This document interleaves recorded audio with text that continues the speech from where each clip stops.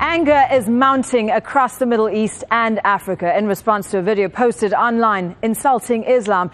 In Tunisia, at least 2 people have been killed in clashes outside the U.S. Embassy in Tunis. Several protesters managed to break into the building while a separate attack targeted an American school. In the Sudanese capital, 3 people died after clashes outside the U.S. Embassy compound there. Earlier, protesters also targeted the embassies of Germany and Britain. U.S. Marines are on their way to boost security. U.S. Marines are also heading for Yemen, where 4 people were killed outside the American embassy in the capital, Sana'a. There's been another night of protests in Egypt. Hundreds demonstrated near the U.S. Embassy in Cairo, where a massive concrete wall has been built to keep crowds back. But the protests haven't been isolated to just those capitals. Cities across the world have seen demonstrations from London to Kuala Lumpur, Jakarta to Amsterdam.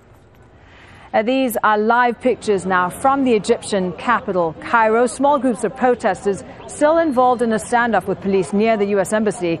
Police have been firing tear gas to try to disperse those protesters. Rawiya Rage has the latest from Cairo. Egypt's powerful Muslim Brotherhood group downgraded their participation in Friday's protest to what they described as symbolic participation. The change of heart appeared as an attempt to contain the ongoing violence near the U.S. Embassy.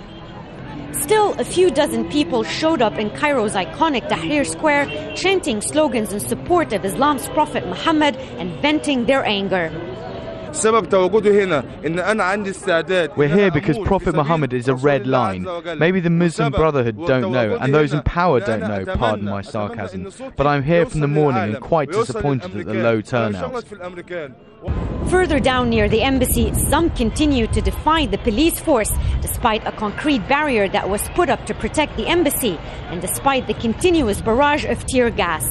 Yet, among them, our cameras encountered several people who were critical of the protesters' actions. All that's been happening is downright wrong. The police are doing the right thing. No one should be breaching the embassy. The Prophet himself would never condone this. What's the point of this?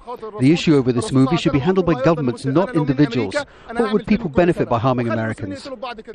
On the diplomatic front, the United States Secretary of Defense spoke with his Egyptian counterpart over the phone and reassured him, and I quote, that the partnership between the 2 countries remains solid. A reassurance to the government here after concerns that the ongoing violence may affect the relationship between the longtime allies.